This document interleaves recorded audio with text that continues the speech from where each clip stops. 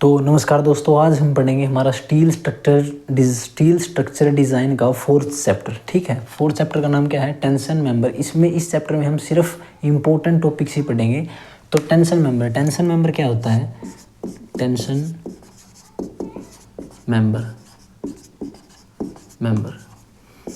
Member कौन से member होते हैं? The members which are subjected, वो मेंबर्स विच आर सब्जेक्टेड, जो लगाए जाते हैं, सब्जेक्ट किए जाते हैं डायरेक्ट इन टेंशन। कहाँ? डायरेक्ट इन टेंशन, जो टेंशन के जोन में डायरेक्ट लगाए जाते हैं। जैसे हम बीम लगाते हैं ऐसे स्लैब के ऊपर, उसके ऊपर क्या पड़ेगी? डायरेक्ट टेंशन पड़ेगी। ठीक है, उसके बाद इसके एग्जाम्पल्स कौन कौन से होते हैं? Examples of tension, I section हो गया, आई सेक्शन जो हमने पहले चैप्टर में पढ़ा था उसके बारे में, आई सेक्शन हो गया। या आई सेक्शन के बाद कौन सा सेक्शन हो गया? उसके बाद हो गया चैनल सेक्शन हो गया, जो फर्स्ट चैप्टर में पढ़े थे, चैनल सेक्शन हो गया। उसके बाद जो इस चैप्टर में सबसे इम्पोर्टेंट पढ़ना है, क्या एग्जाम्पल हो गया इसका? Angle section. क्या हो गया? Angle section. एंगल सेक्शन में भी दो तरह के होते हैं, एक तो सिंगल एंगल सेक्शन, एक तो होता है सिंगल एंगल सेक्शन, दूसरा होता है डबल एंगल सेक्शन। कौन सा होता है? Double angle section. बिल्कुल इंपॉर्टेंट है, बस इन्हीं के ऊपर क्वेश्चन आएगा आपके एग्जाम में आएगा। तो ठीक है, तो पहली बात होगी ये। और दूसरी बात, हमें पता है किसी भी चीज़ की जो स्ट्रेंथ होती है ना, स्ट्रेंथ हमें क्या निकालनी आएगी इस चैप्टर के अंदर से? कि स्ट्रेंथ निकालनी आएगी सिंगल एंगल सेक्शन की और डबल एंगल सेक्शन की। एंगल सेक्शन किस तरह के दिखते थे? कुछ इस टाइप की, इस तरह। ये तो था single angle section. Double angle, इसका डबल एक और हो जाएगा इस तरफ। ये हो गया हमारा डबल एंगल सेक्शन। ठीक है, डबल एंगल सेक्शन, ये हो गया सिंगल एंगल सेक्शन। हमें पता है स्ट्रेंथ किसके इक्वल होती है? एरिया इंटू में परमिसिबल स्ट्रेस। ठीक है, उसके बाद सिर्फ हमें इनके बारे में पढ़ना है, सिंगल एंगल सेक्शन और डबल एंगल सेक्शन के बारे में। बस इन्हीं से हमारा पूरा क्वेश्चन आ जाएगा एग्जाम के अंदर। ठीक है, उसके बाद हमारा क्या आ जाता है? सिर्फ हमें दो ही चीज़ पढ़नी, एक तो सिंगल एंगल सेक्शन और एक डबल एंगल सेक्शन। बस ये कंप्लीट होते ही हम करेंगे दो न्यूमेरिकल। उन्हीं में से क्वेश्चन आपका, अगर इस चैप्टर में से क्वेश्चन आएगा तो उन्हीं में से आएगा। ठीक है, तो क्या पढ़ना है आपको? दो चीज़ पढ़नी है। कौन कौन सी? एक तो हो गया सिंगल एंगल सेक्शन, दूसरा डबल एंगल सेक्शन। ठीक है, तो पहला कौन सा हो गया? Single angle section. और इस तरफ कौन सा हो गया? Double angle section. ठीक है, सबसे पहले ये इसका जो पिक्चर होगी वो कैसी दिखाई देगी? कुछ इस तरीके की।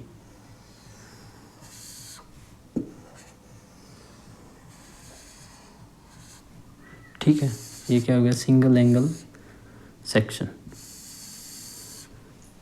ठीक है, मैंने आपको बताया था जो साइड, जो लेग इसकी किसी स्टील प्लेट से जुड़ी होती है वो कौन सी होती है? B1। कौन सी होती है? B1। और जो फ्री वाली होती है वो कौन सी होती है? दूसरी वाली, B2। ठीक है, और जो इसकी T होती है, T क्या होती है इसकी? थिकनेस। T क्या होती है इसकी? थिकनेस। ठीक है, डबल एंगल सेक्शन में क्या होता है? दो तो होती है बस, ये कुछ इस तरीके से। ठीक है, ये मैंने आपको फर्स्ट चैप्टर में बिल्कुल कंप्लीट बताया था। ठीक है, ये हो गया हमारा डबल एंगल सेक्शन। ठीक है, ये होगा हमारा डबल एंगल सेक्शन। ये वाली तो क्या होगी? दोनों होगी B2। जो ये वाली इनकी हाइट होगी ये कितनी? ये कौन सी होगी? B2। और ये भी B1 और ये भी B1, ये भी B1 और ये भी B1। ठीक है, अब दूसरी बात क्या है? अब ये ऐसे तो है नहीं, ऐसे जुड़ जाएंगे। इनके अंदर क्या लगाएंगे? रिविट्स लगाएंगे। रिविट्स लगाने के लिए हमें क्या करने पड़ेंगे? इसके अंदर होल करने पड़ेंगे कुछ इस तरीके से, ठीक है। रिवेट्स लगाने के लिए क्या करने पड़ेंगे, होल करने पड़ेंगे। एक रिवेट लगाने के लिए इधर होल किया, इस साइड भी क्या करना पड़ेगा, होल करना पड़ेगा रिवेट इनको फिक्स करने के लिए, ठीक है, ठीक है। और उसका डाया कितना होगा, डी, जो होल का डाया है वो कितना है, डी, इस साइड भी डी, और इसका भी जो होल का डाया है वो भी कितना है, डी। इतनी बात आई समझ में। दूसरी बात, अब हमें सिर्फ क्वेश्चन में बोलेगा कि सिंगल एंगल सेक्शन की आप स्ट्रेंथ निकाल के दिखाओ या डबल एंगल सेक्शन की आप स्ट्रेंथ निकाल के दिखाओ। तो आप स्ट्रेंथ कैसे निकालते हो किसी भी चीज़ की, मैंने आपको बताया था किसी भी चीज़ की जो स्ट्रेंथ होती है वो किसके बराबर होती है, एरिया नेट इनटू में परमिसिबल स्ट्रेस, परमिसिबल स्ट्रेस। ये तो आपको गिवन मिलेगा। अब बात आ गई, ये तो आपको गिवन मिलता है हर जगह। अब बात आएगी एरिया नेट की, इस तरफ भी यही फॉर्मूला, एरिया नेट इनटू में स्ट्रेस, ठीक है। अब बात आएगी एरिया, तो आप एरिया कैसे निकालोगे, इसका एरिया कैसे निकालोगे, तो याद रखना है सिंगल एंगल सेक्शन का जो एरिया होता है ना, एरिया नेट, जो सिंगल एंगल सेक्शन का जो एरिया होता है वो किसके बराबर होता है, A1 प्लस का KA2, A1 प्लस का KA2। और जो इसका एरिया होता है डबल एंगल सेक्शन का ए नेट, ये भी किसके बराबर होता है, A1 प्लस का KA2। दोनों का फॉर्मूला क्या हो गया, सेम हो गया। और क्या हो गया, सिंगल एंगल सेक्शन का भी डबल एंगल सेक्शन का, ये आपको क्या मिलेगा, गिवन मिलेगा स्ट्रेस। ए नेट इस फॉर्मूले से निकलेगा तो आप स्ट्रेंथ निकाल सकते हो। अब इनमें डिफरेंस क्या है, के निकालने में, क्या निकालने में, के। जब सिंगल एंगल सेक्शन की बात हो तो के किस फॉर्मूले से निकलेगा, के इक्वल होता है 3A1 डिवाइडेड बाय में 3A1 प्लस A2। के की वैल्यू कितनी होगी, 3A1 डिवाइडेड बाय में 3A1 प्लस का A2। उसके बाद इसके अंदर के की वैल्यू किसके इक्वल होती है, 5A1 डिवाइडेड बाय में 5A1 प्लस का A2, ठीक है। दोनों की वैल्यू आएगी। अब बात आएगी A1 और A2 क्या है। A1 कौन सा एरिया है, सिर्फ नीचे वाली लेग का इसका एरिया, ठीक है। और A2 किसका है, ये वाली ऊपर वाली का, ठीक है। इसमें भी A1 कौन सा है, इन दोनों का, नीचे वाली का। और जो A2 है वो किन का है, इन दोनों वाली का, ऊपर वाली का। तो अब निकालते कैसे हैं, सिर्फ इसका सीख लो, उसका तो मल्टीप्लाई 2 हो जाएगा क्योंकि वो 2 है ना। तो A1, तो आप A1 कैसे निकालोगे, A1 यानी सिर्फ हमें ये एरिया चाहिए, ये वाला, ये वाला एरिया, ठीक है। अगर हम इसको होल को भी काट दें, जो रिवेट का हमने होल बनाया है इसका एरिया भी हम निकाल दें, तो पहले निकालते हैं टोटल एरिया इसका, टोटल एरिया यानी पूरे यहाँ तक का, ये वाला पूरा एरिया, ठीक है, पूरा एरिया। तो कितना निकलेगा, B1 इंटू में जितनी इसकी थिकनेस है, जो रेक्टेंगल का एरिया होता है, length into breadth, B1 into में T, B1 इंटू में थिकनेस, ये आ गया इसका पूरा एरिया। अब इसमें तो माइनस क्या क्या करना पड़ेगा, माइनस करना पड़ेगा एक होल का एरिया इसका, जो ये किस टाइप का दिख रहा है, एक रेक्टेंगल टाइप का दिख रहा है, जिसकी जो थिकनेस है वो कितनी होगी, T होगी, और जो इसकी जो ब्रेथ है वो कितनी होगी, D होगी। तो माइनस क्या करना पड़ेगा, D इंटू में T, ठीक है, ये हो गया माइनस। और सेकंड क्या माइनस करना पड़ेगा, ये वाला ट्रायंगल, क्योंकि ये पूरा आ गया। अब हमें बचेगा कितना, जो ये वाला ट्रायंगल होगा, ठीक है, ये वाला ट्रायंगल। तो ट्रायंगल का एरिया कितना होता है, माइनस, और क्या करना पड़ेगा, हाफ इंटू में इसका बेस भी कितना होगा, T, यानी ये वाला भी T और ये वाला भी T, हाफ इंटू में बेस इंटू में हाइट। ये किसकी वैल्यू आएगी अपने पास, A1 की, ठीक है। A नेट निकालना होता है हमें, ठीक है। और A2 की वैल्यू कितनी होगी, A2 की वैल्यू होगी B2 इंटू T,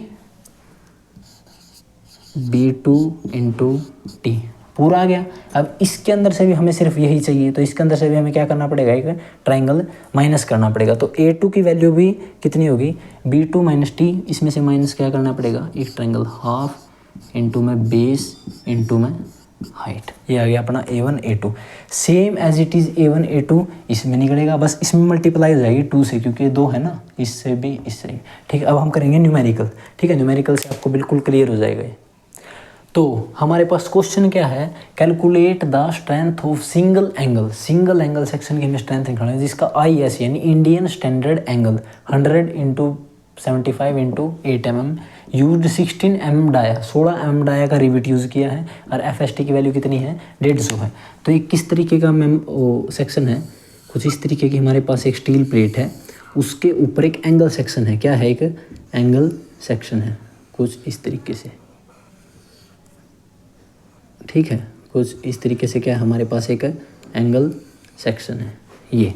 ठीक है, याद रखना है जो पहले वाली डायमेंशन होगा नहीं IS इंडियन स्टैंडर्ड एंगल में, वो कौन सी होगा, B1 होगा। B1 कौन सी होती है, जो इस स्टील की प्लेट के साथ जुड़ी होती है, यानी ये कितनी है 100, कितनी दे दिए 100, और B2 कितनी है 75, B2 कितनी हमारे पास 75, और 8 mm क्या होती है, थिकनेस। क्या है, थिकनेस कितनी है इसकी, यहाँ से लेके यहाँ तक 8 mm।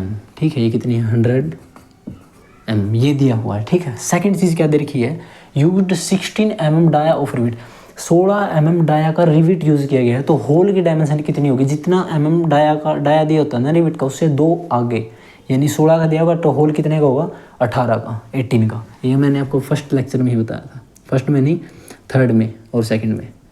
ठीक है, तो ये जो होल इसके ऊपर बनेगा, ये वाला, इसका डाया कितना होगा 18 mm।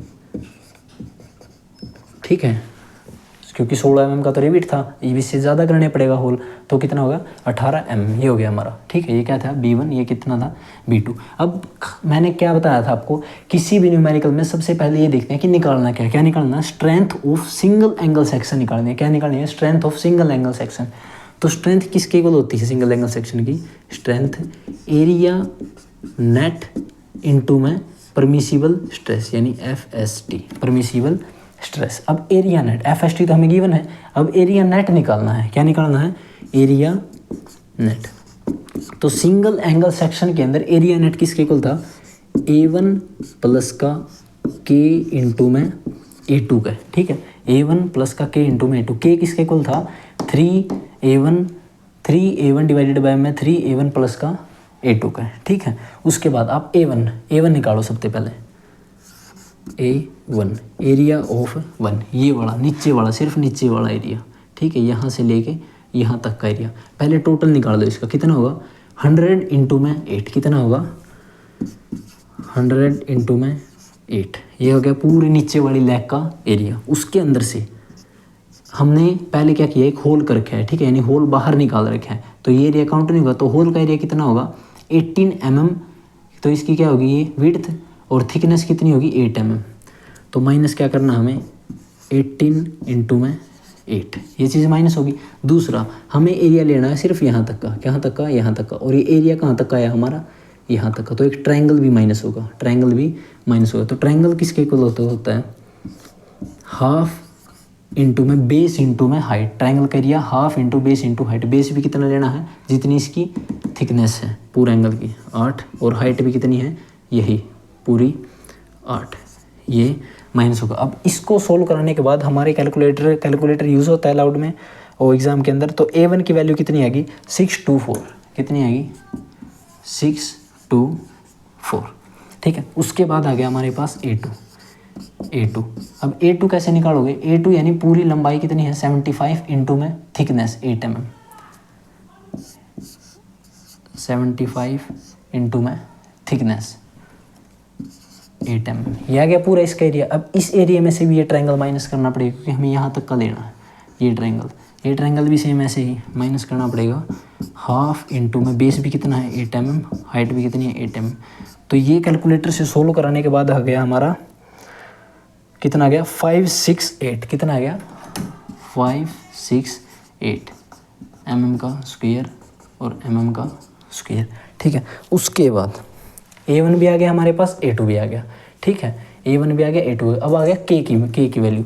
K की वैल्यू किसके इक्वल होती है 3A1 डिवाइडेड बाय में 3 A1 प्लस का A2, तो 3A1 यानी 3 इंटू में A1 624 डिवाइडेड बाई 3 इंटू में 624 प्लस का A2 568। तो इस वैल्यू को कैलकुलेट करने के बाद कितनी आ गई है पूरी वैल्यू, ये आ गई हमारे पास 0.767। कितनी आ गई 0.767। हमारे पास के की वैल्यू भी आ गई, A1 भी है A2 भी है। ठीक है, अब आ गया हमारा ए नेट, इससे हम ये निकाल सकते हैं ए नेट। ठीक है, ए नेट कैसे निकालेगी, A1 कितना हमारे पास है 624 प्लस का के कितनी है 0.767 इंटू में A2 कितना है हमारे पास 568, जो कि कैलकुलेट करने के बाद हमारी कितनी वैल्यू आ गई ए नेट की, आगे हमारे पास 1059। ये क्या आ गया हमारा एरिया नेट। तो स्ट्रेंथ निकालनी है, तो हमें पता है जो स्ट्रेंथ होती है, strength of angle section, single angle section किसके इक्वल होती है, एरिया नेट। ए नेट कितना है हमारे पास 1059 इंटू में FST परमिसिबल स्ट्रेस यानी 150। तो इसका आंसर कितना आ गया हमारे पास 158948। 158948। तो ये क्या गया हमारा इसका आंसर। ठीक है, उसके बाद क्वेश्चन आ सकता है आपके पास डबल एंगल सेक्शन का या सिंगल एंगल सेक्शन का। बस इस चैप्टर के अंदर से दो ही तरह क्वेश्चन आ सकते हैं, सिंगल एंगल सेक्शन का और डबल एंगल सेक्शन का। सिंगल एंगल सेक्शन का मैंने आपको करवा दिया, डबल एंगल सेक्शन का आप आपकी बुक में से प्रैक्टिस कर सकते हो। याद क्या रखना है आपको, याद ये रखना है उसके अंदर क्या लगेगा डबल एंगल सेक्शन में, बस जो हमने के की वैल्यू निकाली थी यहाँ पर 5 आ जाएगा, 5A1 divided by 5A1 plus का A2। ठीक है, पहली बात ये। और दूसरी बात क्या याद रखनी है, इसके अंदर ये सब कुछ दो डबल हो जाएगा, मतलब ये जो निकाला है ना हमने इसकी वैल्यू 628, इसकी मल्टीप्लाई हो जाएगा 2 क्योंकि डबल एंगल सेक्शन है, और ये A2 निकाला है इसकी वैल्यू 2 से मल्टीप्लाई हो जाएगी। ठीक है, दूसरी बात ये। और तीसरी बात, जो हमने पिछले लेक्चर में रिविट्स के क्वेश्चन किए थे, ये मत सोचना कि हमने यहाँ बोर्ड पे कर लिए तो हमारा एग्जाम में बन जाएगा, आपको वो करके देखने पड़ेंगे। 7 क्वेश्चन तो आपको रिविट्स के चैप्टर में से प्रैक्टिस करने हैं, और 7C क्वेश्चन आपको वेल्डिंग के चैप्टर से ही प्रैक्टिस करने हैं, और 7 क्वेश्चन आपको इस चैप्टर से प्रैक्टिस करने हैं। ठीक है, मैंने आपको बता दिया सारे क्वेश्चन सेम ही तरीके से होंगे, लेकिन आपको प्रैक्टिस ज़रूर करनी पड़ेगी। ठीक है, तो इसी के साथ हमारा बस इस चैप्टर में से यही आ सकता है, और आपको डबल एंगल सेक्शन को आपको खुद ट्राई करना है घर पे। और thanks for watching, if you like and subscribe.